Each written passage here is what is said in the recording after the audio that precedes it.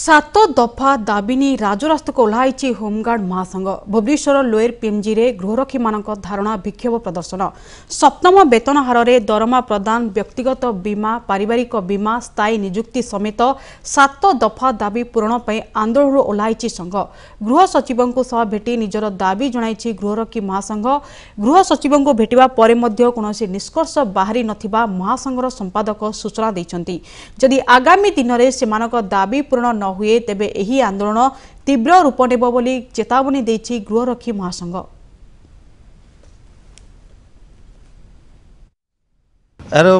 माननीय supreme court आदेश को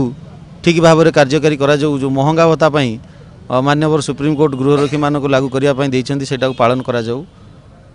गृहरक्षी मान को सामाजिक सुरक्षा प्रदान करा निश्चय आशा रखीचु आम मुख्यमंत्री करेंगे पाखे दाबी जदि उपस्थापना करा जाए निश्चय पूरण हम किसी अन्याय करा जाइछि बोली एभली भाव में आत्महत्या संधिपाती कर बहुत मानसिक भारसाम्य हराई तेणु आम ये आज बसीचु आमर दाबी पूरण हेले ही जीवु। आम दुख प्रकाश करने सहित मुख्यमंत्री को अनुरोध करुचु माननीय सुप्रीम कोर्ट आधार जो स्पेसिफिक होमगार्ड प्रति देइछन्ति ताकू कार्यकारी जदि करा महंगा भत्ता प्रदान करा